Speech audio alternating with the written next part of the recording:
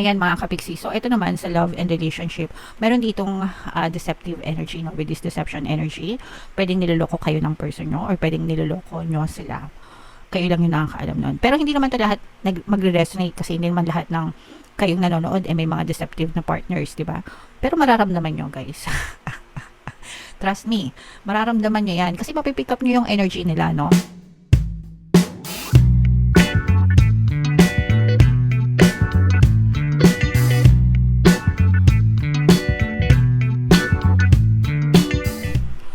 Hello guys, hello Aries, welcome back to Pinay Pixie Tarot. Ang pamagatang episode natin for tonight is OOTM, Oracle of the Month, para ngayong October, para sa Aries, Sun, Moon, Rising, Sun, and Venus. So, meron tayong tatlong decks dito guys. Ito yung para sa spiritual messages nyo, ito yung para sa life messages, and ito naman yung para sa love life mga kapiksi.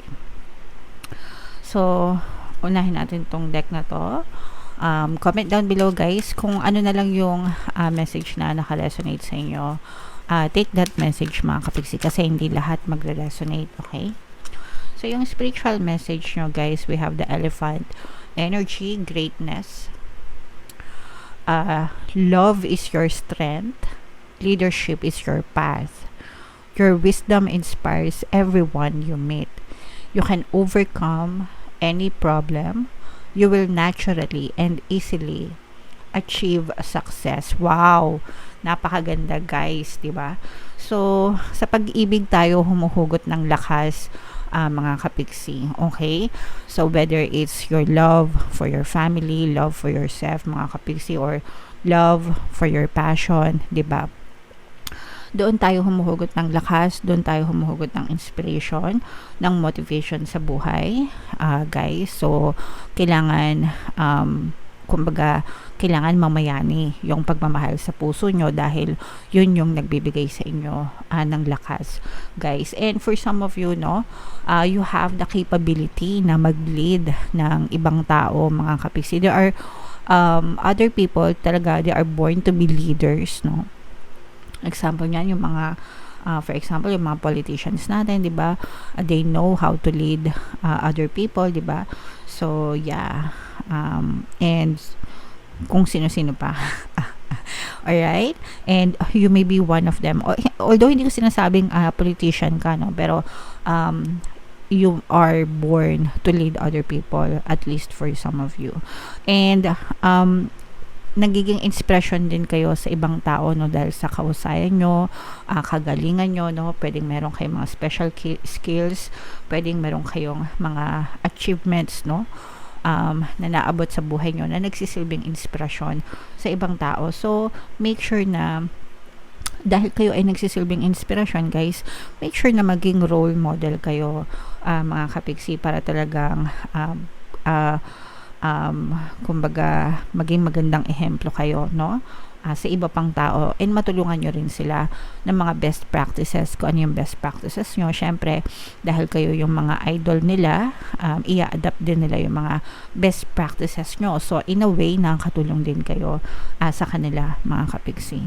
Ito ang ganda-ganda nito guys, you can overcome any problem, as in lahat ng problema guys, kahit ano, kayang-kaya nyo siyang malampasan, and napakadali lang para sa iyo ang ma-achieve ang tagumpay, no. So, parang tagumpay ang last name mo. Okay? Dahil napakadali lang para sa inyo, mga kapiksi, na makamtan ang tagumpay sa buhay nyo. Okay? So, i-claim nyo na yan. Mind success, mind tagumpay, mind victory, di ba? I-mind nyo na yan guys sa comment section kasi deserve nyo talaga yan, guys. Okay? Now, comment down below if feeling nyo naka-resonate kayo dyan. Up next naman guys is yung mga life messages natin. So, habang sinashuffle ko to, mga kapiksi, panoorin nyo muna yung video natin regarding sa ating paano mag-manifest ng abundance video course. Kapiksi, sawa ka na ba sa mga struggles at hirap sa buhay mo? Masipag ka ba at masikap sa buhay ngunit hindi ka pa rin umaasenso? Ilang beses ka na bang nag-attempt ng negosyo at mag-invest pero palagi ka pa rin nalulugi? Sa pagkakataon na ito ay maaaring may subconscious beliefs ka na nagiging balakid sa iyong pag-unlad at pagyaman. Introducing, paano mag-manifest ng abundance video course. Dito ay matututunan mo ma-overcome ang mga balakid mo para tuluyan ka ng umunlad, umasenso, sumagana, maging matagumpay, successful at maswerte sa iyong kabuhayan, pera, trabaho, negosyo, salapi at kaperahan ng bonggang-bongga. Dali, mag-send na ng email sa pinoypixitaro@gmail.com at simulan na ang iyong pagyaman ngayon. Alright, so sa lahat ng gusto mag-avail ng course guys, meron tayong 500 pesos na discount until September 30. So i-avail nyo na guys, sobrang ganda. And meron din tayong bagong course, paano mawala ang third party at magkaroon ng harmonious na relationship para mawala yung mga kabit ng mga jowa nyo guys. 20% discount naman yan until September 30. So i-avail nyo na guys. So, ito yung ating mga life messages. We have creativity and reparenting yourself. So, creativity guys, although hindi naman tayo lahat creative mga kapiksino, pero yung iba sa inyo, if you are into arts, ganyan, or meron kayong creative side, kaartihan side, hindi naman necessarily ma-arte, no? Pero ma-arts, masining, ganyan. So, gamitin nyo siya, i-explore nyo siya mga kapigsi kasi pwedeng malaki yung magagawa niya sa buhay nyo guys, no? Kasi sometimes yung pagiging magaling natin, mahusay natin sa creative side natin, it may bring out the best in you and sometimes nakakatulong pa yan sa kabuhayan natin guys, no? So, pwede nyo rin siya maging source of income and for some of you, pwede nyo na rin yung maging tawag dito, as in talagang kabuhayan showcase. Yung iba, ginagawa nila for side hustle lang, di ba? Kumbaga, side income, ganyan. Pero yung iba talagang full time, di ba? So, if you are into arts, mga kapiksi, parang sinasabi dito na i-enhance nyo, practicing nyo, ina-encourage kayo na galingan nyo, husayan nyo hanggang sa alam nyo yun, talagang you make a name for yourself guys, okay? And ito naman, reparenting yourself guys, kasi di ba hindi naman natin mapipili yung mga magulang natin and hindi natin mapipili yung paraan ng pagpapalaki nila sa atin. Pero sometimes habang nagkakaedad tayo, doon natin nare-realize na may mga mali or hindi maganda na pagpapalaki sila na hindi nakatulong sa atin, instead naka-harm pa sa atin, no? Especially yung ages, yung ano natin, yung mga bata tayo na 0 to 7 years old, that's very crucial kasi guys, no, sa development ng ating subconscious mind. So lahat ng sinasabi ng parents natin, lahat ng tinuturo nila sa atin nung mga edad na yon, very crucial. So, ngayon na matanda na kayo, naintindihan nyo na, sabi ng nanay ko, mahirap lang kami, sabi ng tatay ko, mahirap mabuhay, hindi pala totoo yun, no? So, dapat ganun. You reparent yourself, no? Ibig sabihin, pwedeng matuto ulit kayo, no? And mag-accept kayo ng mga bagong belief system. Kahit matanda na kayo, para mabago yung buhay nyo, mga kapiksi. If you don't like how you're living right now, kung hindi nyo gusto, mga kapiksi, yung pamumuhay na meron kayo ngayon, reparent yourself guys, no? As in, ituro mo sa sarili mo yung mga bagay na dapat na tinuturo mo sa sarili mo. Kasi yung mga parents natin, pinalaki lang naman din nila tayo the way they were raised, no? Kasi ganun lang din yung pagpapalaki sa kanila ng mga magulang nila. So, salin-salin lang. Pero syempre, you can break that, di ba? You can break the pattern, especially pag negative yung buhay nyo, guys. Kasi kung positive naman, and maganda naman nangyayari sa buhay nyo, walang problema. Pero kung negative, di ba? Puro drama na lang, puro iyak na lang, puro hinagpis na lang, then there's something wrong during all those years, mga kapiksi. Sometimes nag-uugat yan dun sa mga childhood traumas, sa mga childhood beliefs nyo. So, pwedeng yung turuan ulit yung sarili nyo, mga kapigsi, ng mga tamang beliefs. So, ask yourself, what if ako yung may anak, no? Anong ituturo ko sa mga anak ko? Sasabihin ko ba sa anak ko na mahirap mabuhay? Sasabihin ko ba sa anak ko na mahirap kumita ng pera? Syempre hindi. Sasabihin ko sa anak ko, napakasarap mabuhay, anak, napakadali lang kumita ng pera, okay? Napakagaan ng buhay natin, 'di ba? So dapat ganun. So ganun din yung ituro mo sa sarili mo if you are a parent, okay? So yeah. Comment down below guys if naintindihan nyo, sana naintindihan nyo mga kapiksi. And up next naman is yung sa love message natin.